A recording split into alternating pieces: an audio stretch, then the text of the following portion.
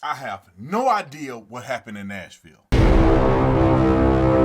This video is brought to you by The Officer Tatum Store. The Officer Tatum Store. Get the merch link in the description section. Like and subscribe to the channel. Hit the bell so you get the notifications anytime I go live or make a video. Make sure you subscribe to my channel. Hit that join button so you can join the Tatum Squad. Like this video, comment on this video, share this video. Let's get into this. Ladies and gentlemen, this actually happened yesterday, but I woke up this morning wondering if there's going to be some new information on this thing that happened in Nashville. Obviously, there's no new information, and you know the media are not going to tell you the truth anyway if some crazy stuff came out, and this was more than just a person who lost their mind, decided to blow up something in Nashville. So this is what I want to start with. I'm going to tell you what happened, and then I'm going to tell you what my thoughts are and possibly conspiracies or possibilities that are associated with this bombing. So first and foremost, this happened obviously yesterday, early morning. It was what they considered a Christmas bombing or something like that. Obviously, they've determined that it was intentional. They found human remains, which could be associated with the person who drove this RV up there and blew it up.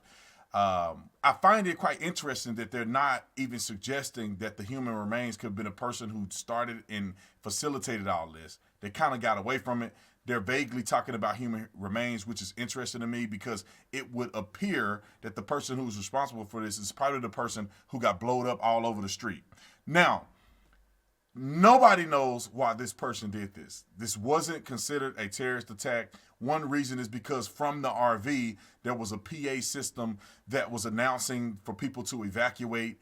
Obviously, a whole bunch of brave police officers, I think it was about 6 of them, that decided to step up, put their lives in danger, obviously because you don't know when the thing gonna blow up, and put their lives in danger to protect other people, to make sure that they were safe, so that when this thing went kaboom, that nobody got seriously injured or killed. So shout out to those police officers. They are heroes, and I don't understand why these liberal lunatics want to defund the police, but I'll save that for another video. So there is no real motive here.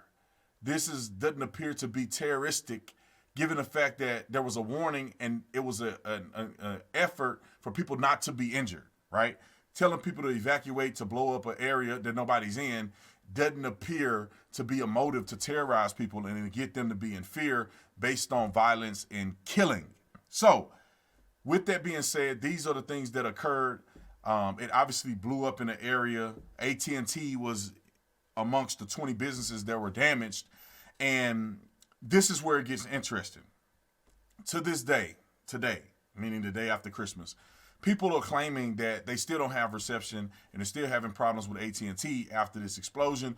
There was somebody named Tariq Nasheed. Some of y'all know who he is. If you don't know who he is, he's sort of a libertarian, slight liberal, anti-Trumper type dude. But he gets on Twitter and he made the statement to say that he believed that AT&T, in that particular building had something to do with Dominion voting. And you know what the drill is, right? But there's no unequivocal evidence to prove that.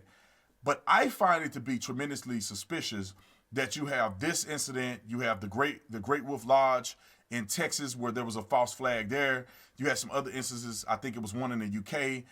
You had one in Miami where these things are coming out being reported on Christmas Day and they're being exaggerated. The only one that seems to be significant in the United States of America was this incident that occurred in Nashville. Now, before any of this happened, there was a phone call that was made to 911 of an active shooter situation, or shots heard, or shots fired, shots heard situation. Not an active shooter, but shots heard situation, to necessitate police officers to respond to that area. Now, my personal belief, knowing law enforcement, is I think somebody called it in order to get police officers to get to the scene so they can start evacuating individuals. I would love to know if they've identified who made the 911 call, if that person was associated or not. On to the conspiratorial side of it. It just, to me, it seems very suspicious and odd, almost like Epstein-esque, almost like the Las Vegas shooter-esque. It seems suspicious because there seems to not be a motive. And people don't do stuff like this without a motive, right? There has to be a writing, kind of manifesto, or somebody that knows something about somebody that told somebody that this person was going to do this, if you're going to pretty much blow yourself up, you're going to do it for a reason, in my personal opinion. So the fact that nobody's saying anything and we have no idea why this person suspiciously did this, didn't want to hurt anybody, it's kind of blowing my mind just a little bit. It makes me believe that there's something more to this that has something to do with look this way while we do this, or there was something within those 20 businesses that needed to be damaged that this person pulled up in that particular area, they evacuated people from that area, and then kaboom. I don't know. Did the person work for one of those businesses? They laid him off, so he got mad. I don't know. They are claiming they don't even know who it is. There's a picture of a young white guy roaming around. There's also information that the person was older. Who knows? I don't know. Do you know? I'm wondering, just like y'all are, of what's really going on here, because it's kind of confusing. Now, of course, in the coming days, there may be new information that come out that'll give us all a little bit of clarity. But ever since 9/11, I don't trust our government at all, ever. I don't trust what they say. Even if you see something, it's probably not what they're saying it is. Because there's nobody that does something that this young person did or this older person did with no motive behind it. You know, it just doesn't make any sense. And for AT&T to be the most known affected business that's a part of this is quite ironic to me. But I'm not ruling out the fact that it could have been coincidental, given the fact that if he really wanted to do something to AT&T, he just ran the truck through AT&T and had it go kaboom.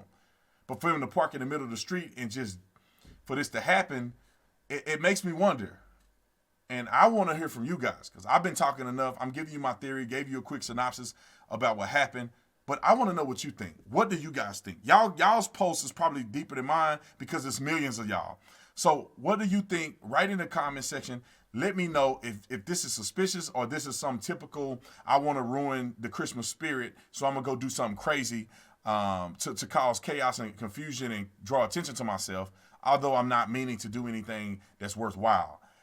So let me know in the comment section. It's very suspicious to me. Hopefully we get more information around this election time in Georgia and all this other stuff. I'm suspicious about everything. Maybe I should, maybe I should. Anyway, like and subscribe to the channel. Visit Tatum, the Tatum Report, and the Officer Tatum stores to get all the cool merch. Y'all know what it is. I see you in the next one. I'm out.